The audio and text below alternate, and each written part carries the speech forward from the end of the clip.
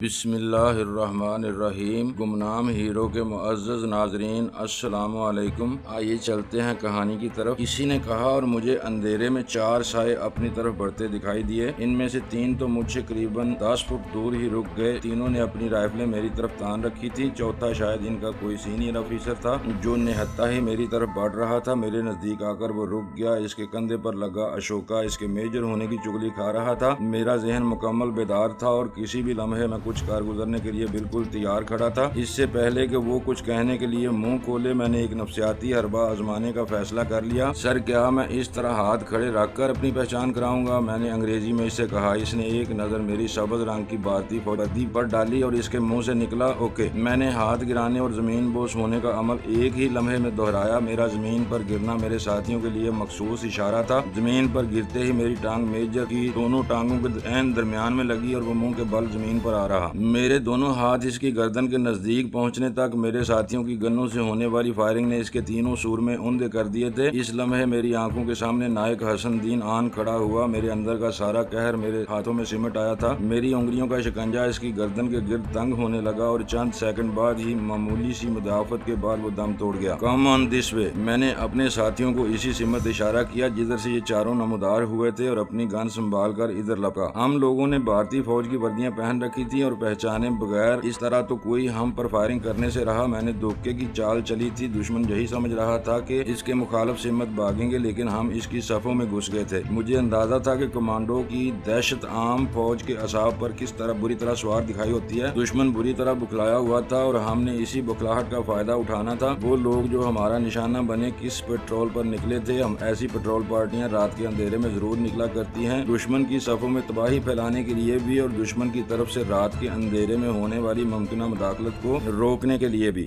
یہ بیچارے بھی غالباً ہماری دوسری قسم کی مہم پر نکلے تھے اور ہمارا نشانہ بن گئے۔ فائرنگ کی آواز نے نزدیک ہی موجود ان کے ساتھیوں کو ہوشیار کر دیا تھا، کیونکہ اچانک ہی بے تحاشا فائرنگ شروع ہو گئی۔ یہ دشمن کی بکھلاہٹ کا بہترین ثبوت تھا۔ وہ لوگ ہمارے پیرا لینڈنگ کے بعد سے مسلسل فائرنگ کر رہے تھے۔ سمت کا تعین کیے بغیر شاید ان لوگوں کے پاس پھونکنے کے لیے بے تحاشا گولہ بارود موجود تھا۔ ہم لوگ اب 3 ٹولیوں میں بٹ کر سفر کر رہے تھے۔ سب سے آگے میں اور 2 جوان تھے، اس کے بعد دوسری ٹولی اور اس کے بعد تیسری۔ ایک لمحے تو یہ دیکھ کر میں واقعی تذبذب کا شکار ہوا کہ ہم دشمن کے مورچوں بندیوں کے عین درمیان پہنچ چکے تھے اور اگر دشمن نے ذرا بھی عقل مندی کا مظاہرہ کیا تو ہم پکڑے جانے میں کوئی کسر باقی نہ رہ جاتی۔ میرے لیے ضروری ہو گیا تھا کہ دشمن کی بکھلاہٹ میں اضافہ کرتا چلا جاؤں۔ ہمارے دائیں بائیں ان کے افسران کی اونچی اونچی گالیوں کی آوازیں بخوبی سنائی دے رہی تھیں۔ وہ اپنے جوانوں کو گالیاں بکتے ہوئے انہیں مختلف سمتوں میں بھگا رہے تھے۔ یہ لوگ ہم سے بمشکل 2-2 گز کی دوری سے بھاگے چلے جا رہے تھے، لیکن کسی نے ہم سے پوچھنے کی زحمت نہ کی کہ وہاں کسی کے پاس شاید اتنی مہلت تھی ہی نہیں۔ کمانڈوز کی موجودگی کا علم اور پھر ثبوت مل جانے کے بعد عام فوجیوں کے لیے خود پر قابو رکھنا خاصا مشکل کام ہوتا ہے۔ ان کے افسران نے گالیوں کے دوران اس بات کا اعلان بھی کر دیا تھا کہ پاکستانی کمانڈوز نے ایک پیٹرول پارٹی کا مکمل صفایا کر دیا ہے۔ اس انکشاف نے تو بیچارے سپاہیوں کا رہا سہا مورال بھی تباہ کر دیا تھا اور اب وہ ہونکوں کی طرح منہ اٹھائے پاکستانی کمانڈوز کو ڈھونڈتے پھر رہے تھے جو ان کے درمیان گھوم رہے تھے۔ میری مراد جلد ہی بار آئی جب مجھے ایک جگہ بڑی خوبصورتی سے کیموفلاج کیے گئے 4 ہیوی ٹرک نظر آئے۔ میں بخوبی اندازہ کر سکتا تھا کہ ان میں گولہ بارود ہوگا، کیونکہ انہیں بڑی بڑی جنگلی گھاس کے درمیان کھڑا کیا گیا تھا اور بے شمار سبز رنگ کے جال بھی ان پر ڈالے گئے تھے۔ ٹرکوں کی چھتوں پر مجھے درختوں کی کٹی ہوئی شاخیں بھی بخوبی نہ دکھائی دے رہی تھی۔ میں نے دونوں ٹولیوں کو آگے نکل جانے اور یہاں سے قریباً 200 گز دور رک کر اگلے احکامات کا انتظار کرنے کا حکم دیا اور اپنے دونوں جوانوں کے ساتھ وہیں رک گیا۔ گولہ بارود کے ان ٹرکوں کی حفاظت کے لیے جو 2 گارڈ لگائے گئے تھے وہ بھی مجھے جلد ہی نظر آ گئے۔ دونوں ٹرکوں کی پشت سے گھوم کر اب اس طرف آ رہے تھے وہ تباہ کن ڈیٹونیٹر جو ہم نے دشمن کے ہوائی اڈوں کی تنصیبات کو تباہ کرنے کے لیے اٹھا رکھے تھے۔ اب استعمال کرنے کا وقت آ گیا تھا۔ میں نے اپنے دونوں ساتھیوں کو ہدایت دی۔ اب بڑی بے نیازی سے چلتا ہوا ان سنتریوں کی طرف جا رہا تھا جو سرگوشیوں میں شاید یہاں موجود کمانڈوز کا تذکرہ کر رہے تھے۔ میں اچانک ہی ان کے سامنے سے نمودار ہوا۔ میں نے بھارتی کیپٹن کی وردی پہن رکھی تھی اور پیرا کمانڈوز کا خاص نشان میری وردی پر نمایاں تھا۔ مجھے اچانک وہاں دیکھ کر وہ گڑبڑا گئے۔ اے گدو، کیا کر رہے ہو یہاں؟ یہ ڈیوٹی ہے تمہاری؟ دونوں نے سہمے ہوئے انداز میں ایڑیاں بجا کر مجھے تعظیم دی۔ دہشت کے مارے ان کے منہ سے ایک لفظ بھی نہیں نکل رہا تھا۔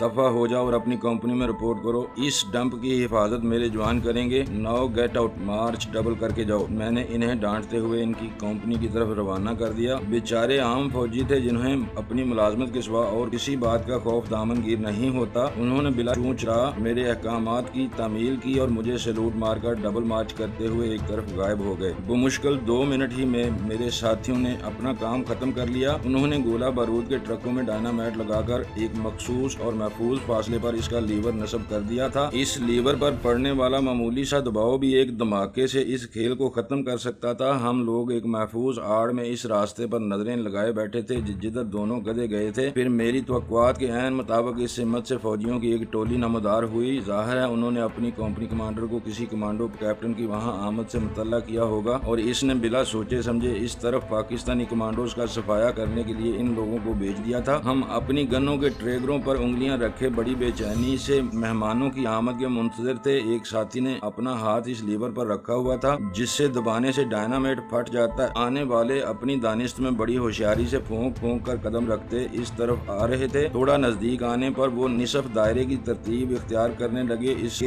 अलावा और कर भी क्या सकते थे। ट्रकों से करीबन 50 गज दूर रहकर वो जमीन पर लेट गए। शायद वो हमारी तरफ से किसी रद्द-ए-अमल के मुंतजर थे, लेकिन हम यहाँ असलाह फूंकने नहीं आए थे। करीबन 5 मिनट जानलेवा इंतजार के बाद अचानक इनमें से एक ने चार्ज पुकारा। जय हिंद के नारे लगाते वो बड़ी तेजी से निसफ दायरे की शक्ल में ट्रकों की तरफ बढ़े। एन इन लम्हात में मेरी सब मशीन गन और मेरे साथी की सेन गन ने इन पर क़यामत का दाना खोल दिया। इनमें से अभी 3-4 ही गिरे थे जब अचानक फिजा एक जोरदार धमाके से दहल गई। मेरे साथी ने अपना काम कर दिया था। आने वालों में से किसी एक के भी जिंदा बच निकलने के इम्कानात खत्म हो चुके थे। इनके जिस्म भी ट्रकों के साथ ही पुर्जा होकर फिजा में बिखर गए। हम तीनों बड़े इत्मीनान से उठे और अपनी मंजिल की तरफ चल दिए। मतलूबा मुकाम पर पहुंचने तक हमें दर्जनों भारतीय बुखलाए हुए फौजियों का सामना करना पड़ा, लेकिन वो इतने नर्वस हो चुके थे कि किसी ने हमारे मुतल्लक तरद्दुद न किया। यूं भी ऐसी सूरत हाल में कोई किसी को पहचानने के बजाय अपनी जान बचाने पर तवज्जो देता है। एक मखसूस मुकाम पर मेरे बाकी साथी हमारे मुंतजर थे। सुबह के आसार हवीदा थे। किसी भी लम्हे कुछ भी मुमकिन था। जो बगदड़ दुश्मन की सफों में मच चुकी थी, इसके बाद अब कम अज कम हम सुबह तक के लिए महफूज थे। इस मरतबा हमने जरा खतरा मोल लिया और अपनी मतलूबा जगह तक पहुँचने के लिए मुख्तसर रास्ता इख्तियार किया था। सुबह काज़ब की रोशनी अब मशरक की सिमत से फूटने लगी थी। इसके साथ ही फायरिंग में शिद्दत पैदा होने लगी। रात को अंधे हो जाने वाले टैंक और मीडियम बैटरियां भी अब मैदान कारजार में कूद पड़ी थी और दोनों इतराफ से दौड़ने लगी थी। हम अपने पीछे दुश्मन को जिस बर्बादी से 2-4 कर आए थे, इसके बाद कम अज कम हमारे दिल कदरे मुतमिन हो गए थे। अपने दूसरे साथियों से राब्ता करने की मैंने इस दौरान कई कोशिशें की, लेकिन कोई राब्ता न हो सका। शायद वो लोग बुरी तरह दुश्मन के घेरे में आ चुके थे या फिर इनका सेट बेकार हो चुका था। एक बात का तो मुझे यकीन था कि अगर एक कमांडो भी शहीद हुआ है तो इसने दुश्मन को यकीनन 10 आदमी मारे थे। रोशनी की एक लकीर जो यकीनन मेरे वतन के शहीदों के लहू से रोशन थी, आहिस्ता आहिस्ता अंधेरे को निकलने लगी थी। हमें कुछ फासले पर एक गांव के आसार नजर आ रहे थे। फिर वक्त हमने यहाँ क्याम करना था। गांव की आबादी और काश्त शुदा इलाके के दरमियान कुछ फासला था। हमें यहीं एक खास जगह की तलाश थी जो जल्द ही मिल गई। ये गाँव के बाहर गुजरने वाली पहाड़ी नाले के एक किनारे पर घनी और लंबी लंबी जंगली घास के दरमियान वो टूटी फूटी इमारत थी जो आज से सदियों पहले शायद किसी बादशाह ने मुसाफिरों के दम लेने को तामीर की थी। इम्तदादे जमाना के हाथों अब इसकी सिर्फ बाकियात ही नजर आ रही थी। इमारत का वजूद तो कभी का निस्तो नाबूद हो चुका था। हम लोग जल्द ही यहाँ पहुँच गए। मेरे साथियों ने चंद मिनट ही में इर्द गिर्द के हालात का जायजा ले लिया। इस बात के आसार तो हमें मिल गए थे कि यहाँ नजदीक भारतीय फौज जरूर मौजूद है, लेकिन इस तरफ शायद किसी का ध्यान नहीं गया था। यूं भी हिंदू ज़ईफुल अकीदा कौम है और ऐसी पुरानी इमारत और खंडरात से मुतल्लक इनके लाशऊर में छुपा खौफ खुद ब खुद से ऐसी कहानियां तरतीब दे लेता है कि वो इसके नजदीक भी नहीं फटकते। हमने इस खस्ता हाल सराय की छत पर अपनी ऑब्जर्वेशन पोस्ट कायम कर ली थी।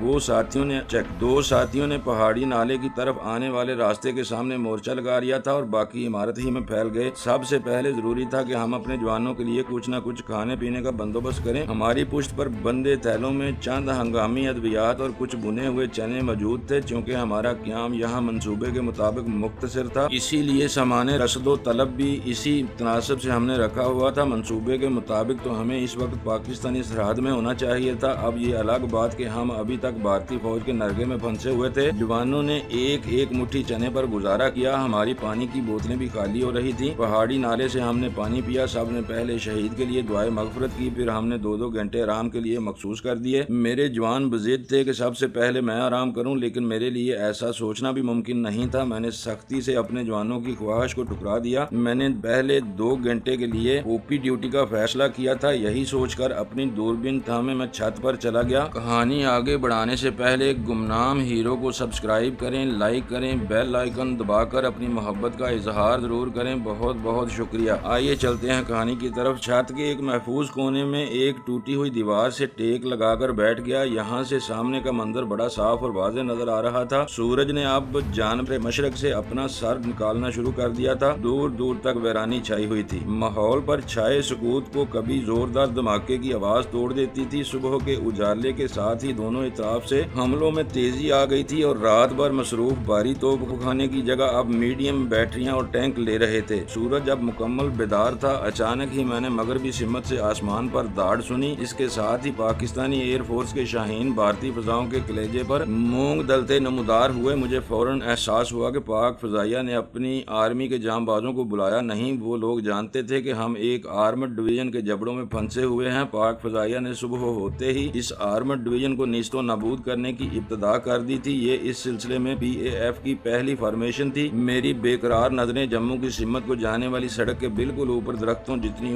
ऊंचाई पर दाढ़ते शाहीनों की बेइख्तियार बुलाएं लेने लगा। वो एक के बाद एक गोता लगाकर नीचे आते और अपनी गनों से दुश्मन कानवाए पर जहन्नम का दाना खोल देते। हवाबाजों के तैयारे मुकम्मल वफादारी का सबूत दे रहे थे। वो फजा को चीरते हुए गोली सी रफ्तार से नीचे आते, अपनी गन साइड को ठिकाने पर लाकर राकेटों का बटन दबाते और अपने परों तले मौजूद गनीम के लश्करों को इसके बेपनाह और ताकतवर असला समेत खसो खाशाक का ढेर बनाकर इसी तेजी से ऊपर उठ जाते। अपने शाहीनों को इस तरह दुश्मन को रिगीदते देखकर मेरे बदन में बिजलियां कूदने लगी, लेकिन मैं कुछ करने से लाचार था। ये हमले इसीलिए किए जा रहे थे कि दुश्मन को ज्यादा देर तक उलझाया जाए और कमांडोज को निकल जाने का मौका मिल जाए। पहली फॉर्मेशन मेरे देखते ही देखते अपना काम तमाम करके वापस रवाना हो गई। इसकी ऐन वापसी के लम्हात में भारतीय तैयारों का एक वार्डर नमूदार जरूर हुआ, लेकिन वो इन जियालों की गर्द को भी ना पा सका। और जब तक वो लोग आसमान की बुलंदियों से नीचे उतरते, पाक फजाइया के शाहीन नीची प्रवास करते हुए बड़ी तेजी से अपनी सरहदों को मुराजत कर गए। एक के बाद दूसरी और फिर तीसरी फॉर्मेशन नमूदार हुई। मुझे यहाँ से दुश्मन का लश्कर तो नजर नहीं आ रहा था, लेकिन एमुनेशन के धमाके और आग और धुआं मैं बखूबी देख सकता था। इस दौरान दुश्मन की एंटी क्राफ्ट गनें भी बेदार हो गई थी और जैसे ही कोई फॉर्मेशन पाकिस्तान की तरफ से हमला आवर होती, ये लोग आसमान पर गोलों और गोलियों का जाल बुन देते थे। लेकिन आफरीन है इन शहबाजों पर कि वो इस जाल के ऐन दरमियान में से रास्ता बनाकर नीचे आते और दुश्मन को आटे दाल का भाव बताकर वापस लौट जाते। ये सिलसिला दोपहर गए तक जारी रहा। दोपहर को मेरी आंख लगाने की बारी थी। नींद वहाँ किस काफिर को आती, बस यूं ही जरा सुस्ताने के लिए एक टूटी फूटी दीवार से टेक लगाकर बैठ गया। अभी मुझे लेटे मुश्किल आधा घंटा ही गुजरा था जब पहरे पर मौजूद मेरे साथी ने मुझे दुश्मन की मौजूदगी की इतला दी। मैं इसके साथ ही भागम भाग ऊपरी मंजिल पर पहुंचा जहां हमने अपनी चेक पोस्ट कायम कर रखी थी। दूरबीन मैंने आंखों से लगाई। सामने गांव का मंजर साफ दिखाई दे रहा था। मैंने देखा भारतीय फौज की 5-6 जीपों ने गांव को घेरे में ले रखा है। अपने साथियों को मैंने मखसूस इशारा किया और दूसरे ही मिनट में मेरे तमाम कमांडोज तक ये इतला पहुंच चुकी थी। वो लोग अपने अपने मोर्चों पर डटकर अगले इशारे के मुंतजर थे। ये शायद भारत की SSG special services group commando थे। वो लोग अपनी तरतीब के मुताबिक बिजली की सी फुर्ती से छलांगे लगाकर जीप से उतरते और गांव के अंदर भागते चले जाते। शायद इस तरह ये लोग गांव वालों पर हरास तारी कर रहे थे। बादियुल नजर में तो इनकी आमद का मकसद बिल्कुल वाज़ेह था। इस गांव में गालिब आबादी चूंकि मुसलमानों की थी, भले वो बेचारे नाम नेहाज मुसलमान ही सही और दीन इस्लाम से इनका दूर दूर तक का भी वास्ता न था, लेकिन नाम के तो वो बहरहाल मुसलमान थे। भारतीय फौज शायद इस उम्मीद पर यहाँ आई थी कि कुछ पाकिस्तानी कमांडोज यहाँ छुपे होंगे। मैं बड़ी बेचैनी से इनकी हरकतों सकनात का जायजा ले रहा था। एक जीप में लगे हुए लाउड स्पीकर से कुछ ऐलान किया जा रहा था। यहाँ आवाज साफ सुनाई नहीं दे रही थी, लेकिन मैं तसव्वुर कर सकता था कि ये लोग क्या कह रहे हैं। चंद मिनट बाद ही गांव के बाहर एक वसी किता अराजी पर मैंने औरतों, बच्चों, बूढ़ों और मर्दों को जमा होते देखा। ये बहुत छोटा सा गांव था जिसकी आबादी बमुश्किल 1000 नफूस पर मुश्तमिल थी। इनमें हिंदू सिख भी थे। मेरे देखते ही देखते इन लोगों ने इस मजमा के 2 ग्रुप बनाए दिए। जाहिर है एक ग्रुप मुसलमानों का था और दूसरा गैर मुस्लिमों का। फिर मुसलमानों के ग्रुप में से उन्होंने 10-12 नौजवानों को अलग किया और इनसे कुछ पूछने लगे। इन बेचारों के पास भारतीय फौज के सवालात का जवाब क्या हो सकता था। मेरे देखते ही देखते भारतीय सूर में इन पर टूट पड़े और राइफलों के बट से उन्होंने वहशियों की तरह मारने लगे। बाकी तमाम देहाती सहमे हुए एक तरफ खड़े थे। मार खाने वाले जमीन पर लौटते और चीखते चिल्लाते हुए इनके कदमों से लिपट कर माफियां मांगते, लेकिन इन दरिंदों का दिल न पसीजता बल्कि इनकी वहशत और बढ़ जाती और वो जख्म खोरदा कुत्तों की तरह इन्हें नोचने लगते। जब अपना मकसद हासिल करने में इन्हें नाकामी हुई तो उन्होंने 2 खौफजदा बूढ़ों को धक्के मारते हुए बाहर निकाल लिया। इसके बाद शायद वहां मौजूद बाकी लोगों को धमकी दी गई थी, क्योंकि मैंने इन्हें बाजमात हिंदुओं के सामने हाथ बांधते देखा। 3-4 मिनट इसी जानलेवा मंदिर की भेंट चढ़ गए। फिर रेट टट की आवाज सुनाई दी और अगला मंदिर देखने से पहले मैंने झटके से दूरबीन आंखों से परे हटा ली। मेरे साथ खड़े नायब सूबेदार ने शायद किसी लाशौरी अमल के ताबे बड़ी आस्तगी से दूरबीन मेरे हाथों से थाम ली। बमुश्किल 1-आधा मिनट बाद ही इसने वही अमल दोहराया और दूरबीन बड़े एहतराम से मुझे थमा दी। मैंने इसकी आंखों में झांका तो वहाँ खून तैरता महसूस हुआ। ये इन बेगुनाह बदकिस्मत और मकबूजा कश्मीरी मुसलमानों गुजरों का खून था जो न जाने क्यों अब तक भारत में मौजूद थे, और आज जब भारतीय फौज की गोलाबारी ने इनकी जान ली थी, यही खून मेरे साथी की आंखों में डर आया। वो मेरी तरफ बड़ी उम्मीद अफजा नजरों से देख रहा था, शायद इस हुक्म का मुंतज़िर था कि आगे बढ़े और इन बेगुनाह मुसलमानों के खून का मोल अभी चुका दे। लेकिन मुझे इसके अलावा भी कुछ सोचना था। इब्तिदा ही में कुदरत ने मेरे नाजुक कंधों पर बड़ी जिम्मेदारियां लाद दी थी। मेरा दिल भी खून के आंसू रो रहा था, मेरी शरियानों में भी अंगारे तड़प रहे थे। जी चाहता था एक एक काफिर के जिस्म से हजार गोलियां गुजार दूं, लेकिन मैं इस मुख्तसर सी जमीयत का कमांडर था। बहैसियत कमांडर इन लोगों के तमाम बड़े बुले अमाल की जिम्मेदारी मुझ पर आयद होती थी। मेरा फिल वक्त ये फर्ज था कि जिस तरह भी मुमकिन हो अपने इन जियालों और शेर दिल कमांडोज को भारतीय फौज के जबड़ों से निकाल कर बाफियत अपनी सरहद तक ले जाऊं, क्योंकि ये लोग मेरी मिल्लत का बहुत कीमती असासा थे और इन्हें अभी तक बहुत लंबी लड़ाई दुश्मन से लड़ना थी। मैंने इसकी तरफ देखे बगैर दूरबीन आंखों से लगा ली। मंजर की वहशत नाकी में मजीद इजाफा होने लगा। दोनों बदकिस्मत बूढ़े तड़प तड़प कर जान दे चुके थे और कुछ औरतें और बच्चे इनके गिर्द घेरा डाले ऊंची आवाज में बयान कर रहे थे। मैं पत्थर की मूरत बना इसकी तरफ आंखों से दूरबीन लगाए खड़ा था। मेरे देखते ही देखते वहां एक तेज रफ्तार ट्रक आकर रुक गया। कुछ नौजवान औरतों को बाजुओं से खींचते हुए वो लोग ट्रक में फेंकने लगे। बाकी लोग फिर बैन करने लगे, लेकिन भारतीय बेड़िए कह लगाते हुए लड़कियां लेकर चले गए। आनन फानन जीपें भी वहां स्टार्ट हो गई। वो लोग जिस सिमत से आए थे इसी सिमत जाने लगे। अभी मुश्किल जीपों ने चंद गज का फासला ही तय किया था जब अचानक आसमान पर मशरक की सिमत से ताड़ें गूंजने लगी और चंद सेकंड बाद ही रात की तरह कड़ते हुए पाक फजाइया के शाहीन फरिश्ता अजल बनकर इनके सरों पर गोता जन थे। आने वाले 2 थे। दोनों फाइटरों ने शायद ये शिकार देख लिया था और इस खुले मैदान में इसे छोड़कर जाने को इनका जी नहीं चाहता था। एक दूसरे के ताक़ुब में लपकते हुए वो इतनी कम बुलंदी पर आ गए कि मुझे यही दड़का लगा रहा कहीं किसी दरख्त से न टकरा जाएं। इनके पहलुओं से लटकती गनों के दाने खुले और मौत की सुर्ख जुबान भारतीय फौजियों को जो जीपें छोड़कर किसी आड़ की तलाश में भाग रहे थे चाटने लगी। वुस्सते गैब ने इस खूनी ड्रामे के चंद ही मिनट बाद इसके किरदारों को आ लिया था। बुज़दिलों की तरह चीखते चिल्लाते वो जमीन पर लौटते और ठंडे हो रहे थे। चंद मिनट बाद ही वहां जलती हुई जीपों और भारतीय फौजियों की लाशों के सिवा कुछ बाकी न बचा था। शायद ही कोई खुशकिस्मत इनमें से जिंदा बच निकला हो। आज ये कहना बड़ा अजीब लगता है, लेकिन सच्ची बात तो ये है कि इस रोज मुझे जो रूहानी सुकून इस हादसे के फौरन बाद नसीब हुआ वो शायद फिर कभी नसीब न हो सके। भारतीय दरिंदों की तड़पती हुई लाशें देखकर मुझे ऐसे खुशी महसूस हो रही थी जैसे किसी बच्चे को बहुत जिद करने के बाद अपनी मर्जी का खिलौना मिलने पर हुआ करती है। मेरे बाकी साथियों के जज्बात भी यकीनन मुझ जैसे ही होंगे। शाहीनों के लौटते ही कोनों खदरों में छुपे वो भारतीय कमांडो जो बच रहे थे बाहर निकल आए। अपने सेक्शन की तबाही का मंजर देखकर वो बुज़दिलों की तरह पाकिस्तानी एयरफोर्स को गालियां देने लगे। चंद मिनट बाद वहां एक हेलीकॉप्टर नमूदार हुआ जिसने फिजा ही में एक चक्कर लगाया और वापस चला गया। फिर देखते ही देखते हमारे सामने और दाएं बाएं से भारतीय टड्डी दल वहां इकट्ठे होने लगे। इन लोगों के तेवर किसी आने वाले तूफान की निशानदेही करने के लिए काफी थे। सूरज अभी गुरूब नहीं हुआ था और हमारे लिए अंधेरा फैलने से पहले यहाँ से बाहर निकलना मुमकिन नहीं था, क्योंकि रात के अंधेरे की और बात थी। दिन के उजाले में तो भारतीय सिक्योरिटी के कुत्ते ही हमें चुन चुन कर मार डालते। आने वाली क़यामत के आसार महसूस करते ही मैंने अपने अगले मोर्चे वालों साथियों को खुसूसी हदायत रवाना कर दी। अपने पास मौजूद वाहद हैवी मशीन गन भी इस तरफ भेज दी, क्योंकि दुश्मन अगर हम पर हमला आवर होता तो इसका पहला टकराव हमारे इन ही 2 जियालों से होना था जो नाले के किनारे मौजूद थे। हम अपनी जगह चौकस थे। मैंने दूरबीन भारतीय फौजियों पर जमा रखी थी। मेरे देखते ही देखते 2 ट्रक आकर रुके और इनमें से 10-15 तक ब्लड हाउंड कुत्तों की जंजीरें थामे फौजी भी बाहर निकल आए। इसके साथ ही जम्मू की तरफ जाने वाली सड़क की तरफ से एक गन शिप हेलीकॉप्टर हमें अपनी तरफ आता दिखाई दिया। मैं फौरन समझ गया कि दुश्मन की SSG ने हमें बड़े पैमाने पर तलाश करने की मंसूबाबंदी की है और अब दुश्मन इस पर अमल करने जा रहा है। हेलीकॉप्टर फौजियों के सरों पर से चक्कर लगाता अब हमारी तरफ आ रहा था। मेरे साथी इतने शानदार तरीके से कैमोफ्लेज हो चुके थे कि अगर हेलीकॉप्टर हमारे सरों से 10 फुट बुलंद भी होता तो वो इन्हें जमीन ही का कोई हिस्सा समझकर नजरअंदाज कर देता, और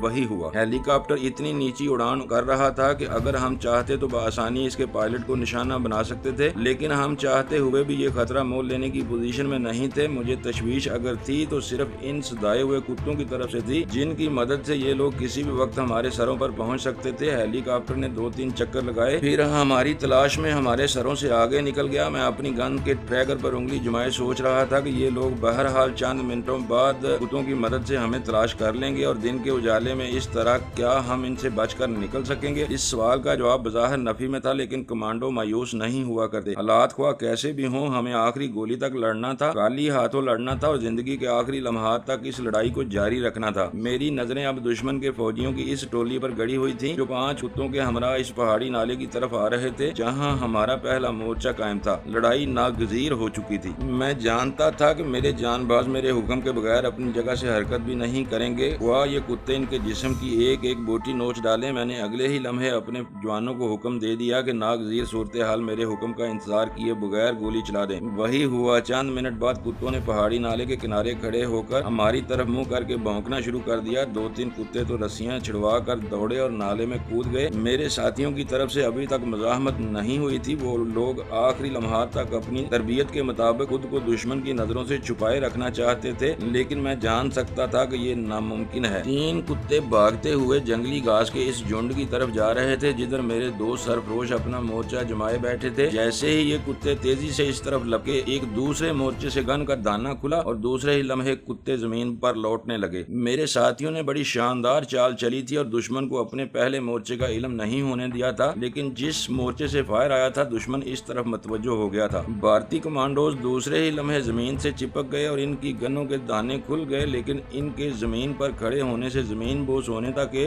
दौरान जो चंद सेकंड का वक्फा था, इसकी मामूली कीमत इन लोगों ने अदा नहीं की थी। वो मुश्किल आधे ही सांस ले रहे थे। दुश्मन को हमारी पोजीशनों का इल्म हो चुका था। इस मर्तबा दुश्मन ने सामने आने के बजाय एक और चाल चली। वीडियो देखने का शुक्रिया। नाजरीन, अपना ख्याल रखिएगा और हमारे चैनल का भी। ISI पाक आर्मी जिंदाबाद, पाकिस्तान पाइंदाबाद।